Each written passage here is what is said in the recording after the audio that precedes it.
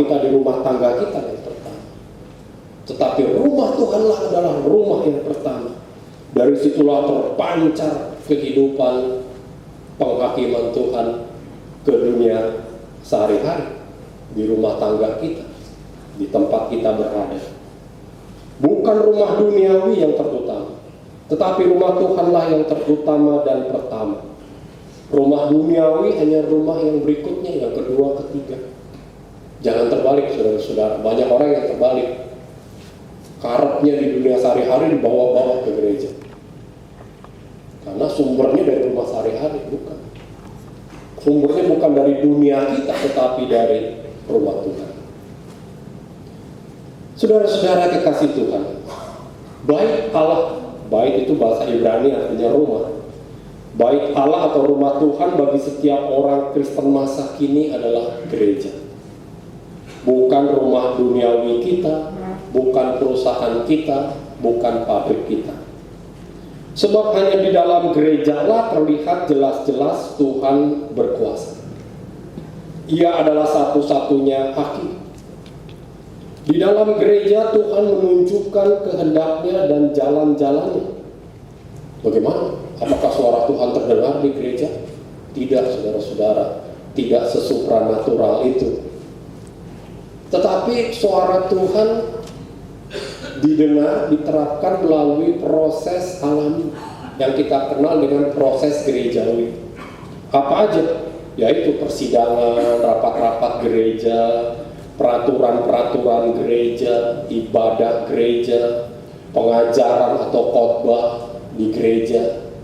Itu merupakan proses suara Tuhan bersuara menunjukkan kehendaknya kepada kita. Makanya persidangan itu, rapat itu bagi kita, GKI itu sesuatu yang penting.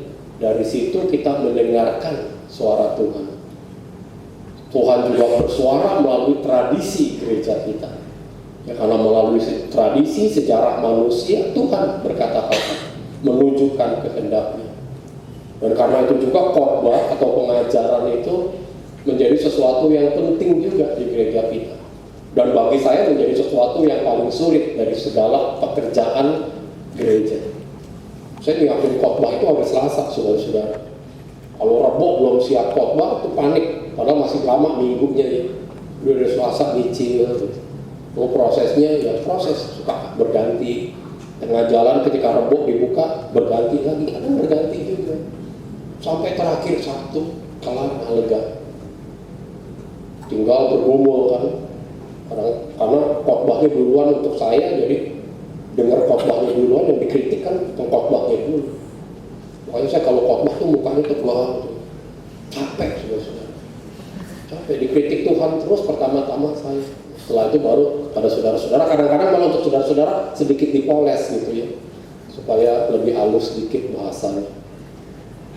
Kalau bahasa yang saya terima kan langsung itu, yang tahu cuma saya, kasar juga gitu ya. Jadi paling berat, pekerjaan paling berat.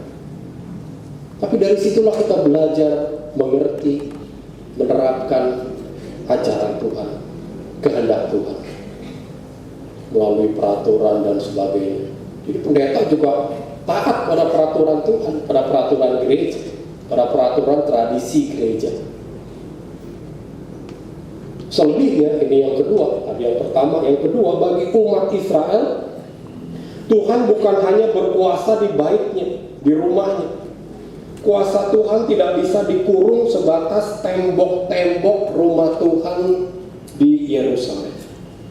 Kuasa Tuhan tidak dibatasi di balik dinding-dinding bait Allah yang megah dan mewah dengan emas dan perak, sumbangan orang-orang Israel kaya dan tajir. Walaupun mereka berpikir begitu, raja-raja berpikir begitu, kita dirikan rumah bagi Tuhan yang bagus, kita Daud kan begitu, Salomo juga begitu. Supaya apa? Supaya Tuhan cukup kita kurung di sangkar emas. Tuhan gak usah berkuasa di luar sangkar emas itu. Jadi ketika Daud, ketika Salomo membangun bait Allah, ini teologi orang Israel zaman itu, mereka tidak berpikir bukan mereka menyenangkan hati Tuhan. Tetapi mereka mau memenjarakan Tuhan di dalam bait Allah dari emas dan perak itu. Sebelumnya kan Tuhan itu berjalan terus. Dia ada di mana-mana, mencampuri segala urusan, termasuk urusan kerajaan dan politik Israel dan Yehuda kemudian. Tapi Salomo dan Daud berpikir jangan urusan duniawi. Tuhan kita kurung saja di dalam bait Allah. Dia nggak usah keluar-keluar, bait Allahnya kita bagusin. Makanya kalau kita baca kitab raja-raja itu menarik, saudara-saudara. Tuhan nggak suka dengan rumah itu. Kamu kira aku suka dengan rumah yang kamu sediakan? Aku dari dulu, dari zaman Musa katanya, berjalan di padang pasir, di mana-mana aku ada. Tapi kamu yang memenjarakan aku, kira-kira begitu.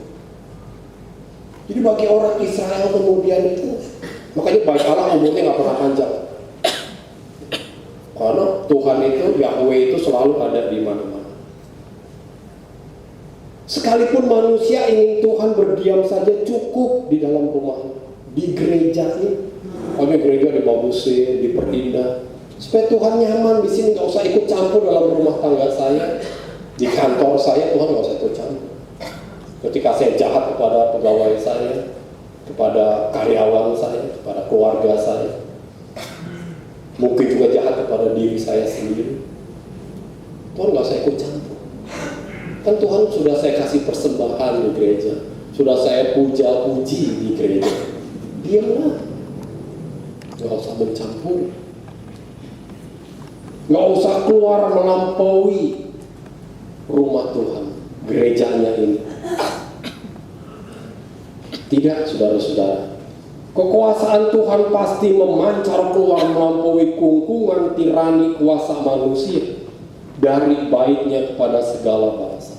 Itu yang dikatakan oleh Yesaya. Dari Sion akan keluar pengajaran dari firman Tuhan dan Yerusalem. Terpancar Tuhan keluar dari penjara yang dibuat oleh manusia. Penjara emas itu yang dibuat oleh manusia. Tuhan tidak dapat dibuat anteng dengan persembahan-persembahan indah dan mahal di baitnya. Orang-orang berkuasa tidak berwenang memenjarakan Tuhan di balik tembok-tembok mentereng baitnya, tembok-tembok mentereng gerejanya. Tuhan tidak bisa dibuat untuk tidak mencampuri urusan duniawi para pembelenggu kekuasaannya. Firman Tuhan mengatakan ia menjadi hakim di antara bangsa-bangsa dan akan menjadi wasit bagi banyak suku bangsa. Tetap Tuhan akan mencampuri urusan kita. Saudara mau koblinger kayak di dunia, ingat Tuhan ikut campur dalam hal itu. Makanya banyak orang di puncak lupa dirinya, dicolek oleh Tuhan. Makanya sebelum dicolek oleh Tuhan, saudara-saudara, amit-amit, berjaga-jagalah, kendalikan diri, jangan mabuk katanya. Karena Tuhan bagi kita adalah hakim, bukan hanya di gereja tetapi juga di dunia sehari-hari. Dia mencampuri segala urusan harian kita, di rumah, di perusahaan, di seminar-seminar, di sekolah, di pengadilan-pengadilan, bahkan di jalan, seperti ia berkuasa di gerejanya di sini. Sebagai hakim dan wasit, Tuhan bukan hanya melihat dan memperhatikan, tapi dia juga mencampuri urusan kita, mencampuri urusan manusia. Penginjil Matius mengingatkan supaya kita menghentikan kesemena-menahan duniawi kita, apalagi kesemena-menahan dari dunia kita bawa ke gereja. Bagi para calon baptis, ingat, Tuhan ikut campur dalam kehidupan kita. Saudara-saudara masih muda, satu saat saudara-saudara dari pejabat, jadi menteri, jadi orang besar, kendalikan diri. Jadi saudara-saudara berjaga-jagalah secara rohani, mental, spiritual, sebagaimana Rasul Paulus katakan, menanggalkan perbuatan-perbuatan kegelapan, pesta pora, mabuk-mabuk, percabulan, hawa nafsu, perselisihan, iri hati. Bukan hanya dalam bentuk fisik, tampilan, tapi juga dalam bentuk spiritual, moral kita. hiduplah dengan sopan seperti pada siang hari.